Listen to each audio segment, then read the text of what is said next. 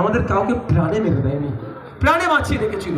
আর এই notorious criminal দায়িত্ব পাওয়ার পর থেকে আইএসএফ এর লোককেও প্রাণে মারলো, তার দলের লোকও প্রাণে মারলো। মানে এ যেভাবে হিংসার রাজনীতি করেছে 21 থেকে 23, এই ধরনের চরম হিংসার রাজনীতি হয়নি যেটা সরকার সাহেব আমদানি করেছে। এর হাত থেকে বাংলার মানুষকে মুক্তি দেব। সরকার সাহেবকে কি বলে ডাকে, যখন বিদায় দেয় তাকে কি বলে, ওয়েলফেয়ার পার্টিটা কি বলে না, এসব কি একটা বলে না, ফেয়ার ওয়েল। হ্যাঁ, ওই একটু ঘুরিয়ে বললাম ভাই, এটা কাটিং করে চালালে তাদেরও তো সংসার চলবে, কিছু কাটিং মাস্টার আছে দিয়ে তাকে আমরা এখান থেকে 2023 সালে পঞ্চায়েতে এই আরাবুল ইসলাম এবং কাইসার আহমেদ সহ তৃণমূল নেতৃত্ব সবাই ছিল। 2023 সালে পঞ্চায়েতে প্রায় 9 জন মানুষকে প্রাণ দিয়েছে। আজকে কাইসার আহমেদ এবং আরাবুল সাহেব সমস্ত দায়িত্ব ক্যানিংপুর বিধায়ক সভা করলেন উপরে চাকরিতে দাঁড়ান। দেখুন, আমি একটা কথা বলছি, এই খুনের পিছনে সরকার সাহেব কেসে প্ল্যাটফর্ম কারা দিয়েছে সেগুলো খুঁজুন। আজকে অনেকে মাইকের সামনে মাইক বুম ধরে অনেক বড় বড় গল্প বলছে, খুনের রাজনীতি হবে না, হ্যান হবে না, অনেক গল্প শোনাচ্ছে। এদের মধ্যে থেকে অনেকে সরকার সাহেব এখানে এসে যে খুনের রাজনীতি করবে সে প্ল্যাটফর্ম দিয়েছে। সেই জন্য দেখবেন আমাদের মহিউদ্দিন, আমাদের রেজাউল, আমাদের হাসানকে যারা খুন করেছে, আর আমাদের মানুষদের যারা গুলিবিদ্ধ করেছে, যখন আমরা অভিযোগ দায়ের করেছি মূল হোতাদের নামগুলো আছে, এফআইআর লিস্ট খুললে দেখা যাবে। অভিযোগপত্র যখন যদি আপনারা চান দেখতে পাবেন, ওখানে আজকে অনেকে বড় বড় কথা বলছে, তাদের মধ্যেও হয়তো 2-1 জনের নাম এফআইআর অভিযোগ কপিতে আছে।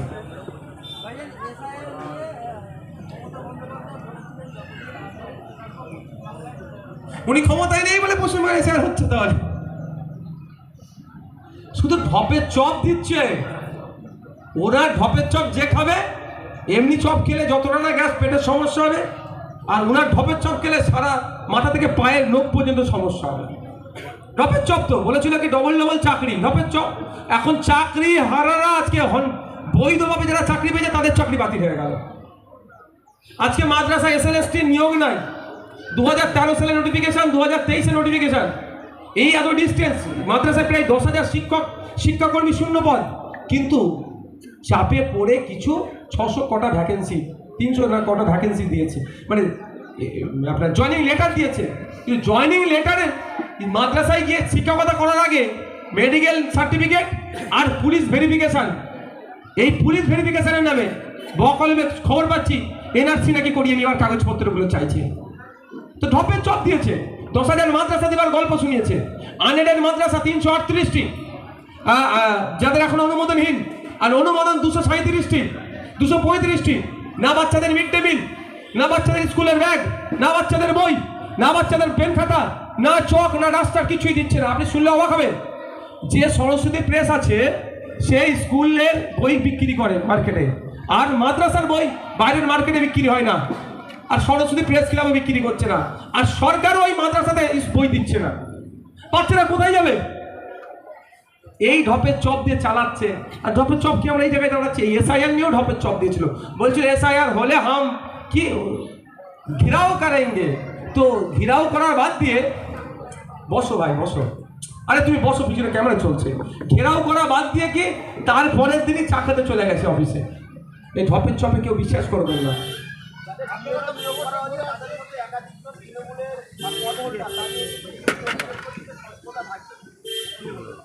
স্বাভাবিকভাবে যদি সরাসরি যে কোনো রাজনৈতিক দলের যদি সে ওই আপনি পদাধিকারী হয়ে থাকে, তাহলে স্বচ্ছতার সাথে হবে না। এইরকম আমরা খুঁজছি, আমরা ভাঙড়ে দেখছি এখন পর্যন্ত যতটা আমাদের সার্ভে চলছে, যে ওই ধরনের দায়িত্ব সরাসরি হচ্ছে না। যদি এরপরও বলবো, ভাঙড়ের কোনো মানুষ যদি মনে করে ও বিএলও হলে এখানে বৈষম্যের শিকার হতে পারে, পার্সিয়ালিটি হতে পারে, স্বচ্ছভাবে ভোটার লিস্ট তৈরি হবে না, তাহলে তার কোন বুথ নম্বর, তার নাম আমাদেরকে দিন। আমরা ইলেকশন কমিশন অফ ইন্ডিয়াকে, কলকাতার যিনি সিইও স্যার আছেন তার কাছে আমরা লিখিত অভিযোগ করব, তাকে পরিবর্তনের কথা বলবো।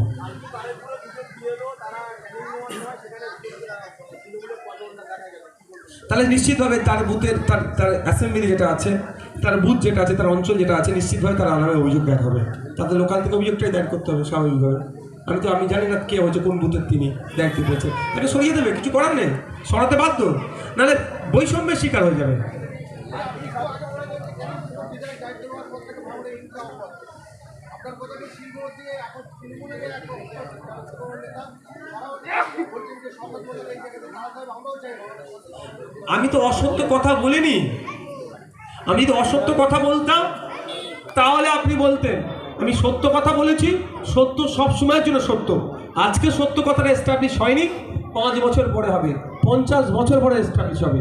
আমি বলে এসেছি কবে থেকে, 2 বছর আগে থেকে বলছি, 1 বছর আগে থেকে বলছি কথা। 1 বছর পরে তার দলের লোকেরাই আমার কথাটাকে সত্য প্রমাণ করলো।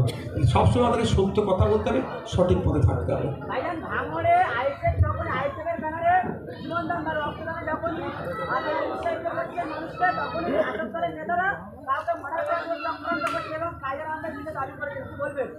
দেখুন, আমরা বলছি কাইজার সাহেব, আরাবুল সাহেব, রাজ্জাক খাঁ সাহেব যিনি মারা গেলেন, বা আরও যারা নেতারা আছে, আমার সাথে তাদের রাজনৈতিক মতপার্থক্য ছিল, আছে, থাকবে। এই ধরনের নেতাদের মধ্যে অনেককে আমি চোর ডাকাত বলে সম্বোধন করি, দুর্নীতি করে বলে, দুর্নীতিগ্রস্ত।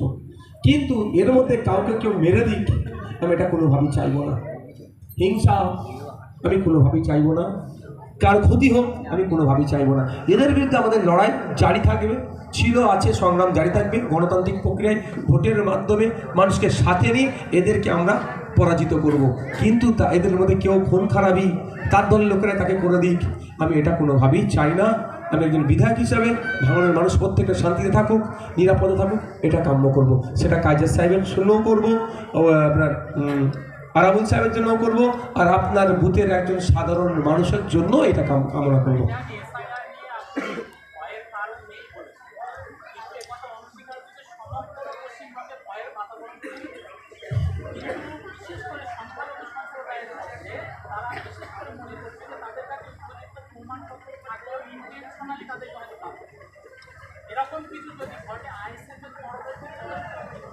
প্রথম কথা, আমি ভয়ের কারণ নেই বলিনি, আমি বলেছি আতঙ্কিত হবেন না।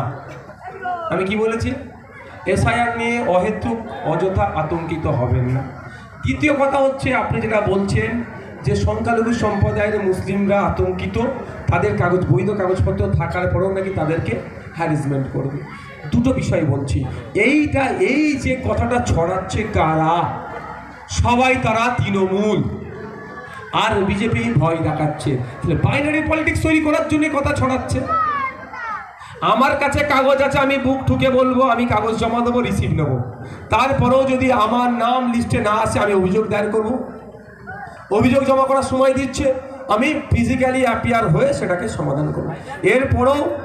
এরপরেও যদি বলছি, শুধু আমি একথা বলছি, জোর গলায় বলে যাচ্ছি, কোনো তৃণমূলের কর্মী, তৃণমূলের নেতা, তৃণমূলের পদাধিকারী বৈধ কাগজপত্র থাকার পরেও তাকে যদি অবৈধ ঘোষণা করা হয়, তার জন্য আইএসএফ নওশাদ সিদ্দিকী আইনি লড়াই লড়বে।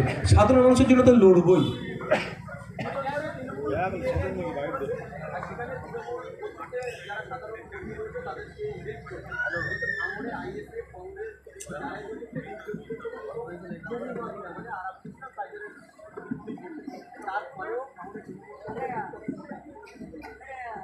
মানুষ চাইলে জিতবে। যদি মানুষ চাইলে জিতার যদি ওদের জায়গায় থাকে, তাহলে আমাদের নেতাদের নামে মিথ্যা মামলা দিচ্ছে কেন? বুদ্ধকলের গল্প শোনাচ্ছে কেন? খেতে ফলাবো না, খামারে ফলাবো এই গল্প শোনাচ্ছে। ওরা আতঙ্কিত হয়ে গেছে, ওরা ভয় পেয়েছে। মানুষ দেখছে যে 2021 থেকে 2026 মানুষ সজাগ সতর্ক হয়েছে। আরও বেশি ভোটে মানুষ ওদেরকে হারাবে। ওদেরকে পরাজিত করার জন্য ওদের দলের যারা সমর্থক, তারাও ওদেরকে নিয়ে অতিষ্ঠ। তারাও যারা 2021 তৃণমূলকে ভালোবেসে ভোট দিয়েছিল, বিজেপিকে আটকানোর জন্য ভোট দিয়েছিল, সেই সমস্ত ভোটগুলো আজকে কোথায় আসবে? ফিরে খামচিনে ফিরে আসবে। ওই জন্য এই ধরনের গল্প শোনাচ্ছে।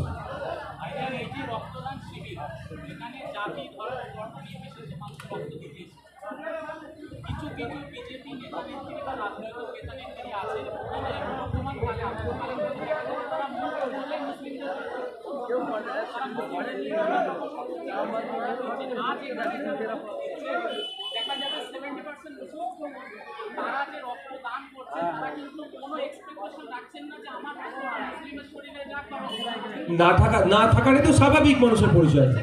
দেখুন, একটা কথা বলি, মুখ খুললেই বিষ উগলাচ্ছে, মুখ খুললেই হিংসা, মুখ খুললেই হিন্দু মুসলমানের লড়াই লাগিয়ে দেবে। তো ওই মুখগুলোকে বন্ধ করতে হবে। তো ওই মুখগুলোকে বন্ধ করবে কোথায়? জেলের ভাত খাওয়ালে মুখ বন্ধ হয়ে যাবে। জেলের ভাত খাওয়ানোর দায়িত্ব নওশাদের নয়, জেলের ভাত খাওয়ানোর দায়িত্ব হচ্ছে পুলিশ মন্ত্রীর, জেলের ভাত খাওয়ানোর দায়িত্ব হচ্ছে মমতা ব্যানার্জির। তিনি কি নাকে তেল দিয়ে ঘুমাচ্ছেন? রাজ্যে হিংসার বাতাবরণ তৈরি করতে চাইছে। আমরা সম্প্রীতির সাথে হিন্দু মুসলমান নির্বিশেষে ঐক্যবদ্ধ হয়ে কাঁধে কাঁধ মিলিয়ে বসবাস করছি। আমরা এক জায়গায় চাষবাস করছি, এক চায়ের দোকানে উঠে বসা করছি, আড্ডা দিচ্ছি। সেই সম্প্রীতির সেই ঐক্যের পরিবেশ আজকে ধ্বংস করছে কে? কিছু বিজেপির নেত্রীরা। তাদেরকে মুখটা বন্ধ করতে হবে। মুখ বন্ধ করার দায়িত্ব হচ্ছে মমতা ব্যানার্জির। দুর্ভাগ্য, মমতা ব্যানার্জি তাদের মুখ বন্ধ না করে বকলে তাদেরকে আরও উৎসাহিত করছে। হিন্দু মুসলমানের মধ্যে যত বিভাজন তৈরি হবে, বিজেপি তৃণমূল মিলে তত ফায়দা হবে। এর হাত থেকে বাংলাকে বাঁচানোর জন্যই হিন্দু মুসলমান নির্বিশেষে মানুষকে ঐক্যবদ্ধ করছি। এই ধরনের সামাজিক অনুষ্ঠান হিন্দু মুসলমান নির্বিশেষে এক জায়গায় থেকে তাদের বিরুদ্ধে হুঙ্কার দিচ্ছি। তার সাম্প্রদায়িক শক্তিকে বাংলায় ঠাঁই দেবো না, তাই সেই কথা বলছি। Thank you.